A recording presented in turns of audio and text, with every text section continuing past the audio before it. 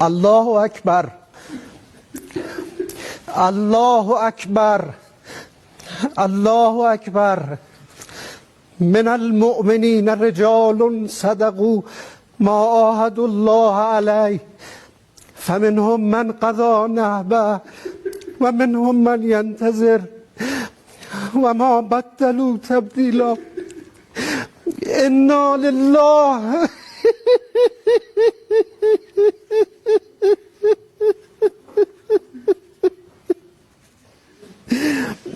انا لله و انا الیه راجعون.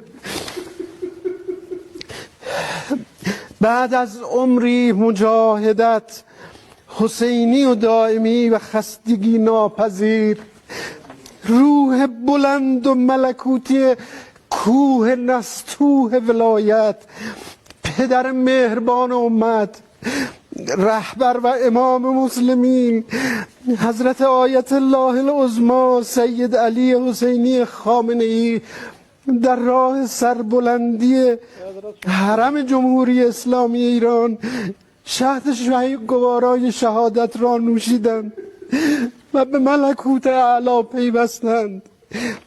خدای بزرگ، خدای بزرگ و شکست ناپذیر با ملت حماسه ساز و تاریخ ساز ایران است تا عهدی که با امام خود بستند تا سرانجام ظهور پیش برند. یقینا در این برهه تاریخی قطب عالم امکان حضرت بقیت الله الاعظم ارواحنا لتراب مقدم الفدا مولای ما ملت مظلوم و مقتدر خود را کفایت می کند تا با تبعیت تام از ولی فقیه شرعی و قانونی مسیر باقی مانده تا قله سربلندی را با وحدت و اقتدار به پایان رسانند و پرچم این انقلاب را به دستان با کفایت ایشان تقدیم کنند.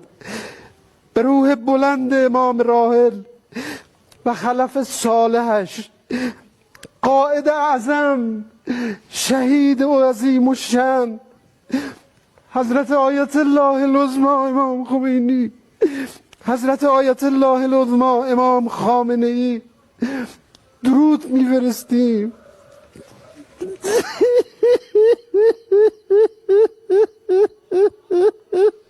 ایوه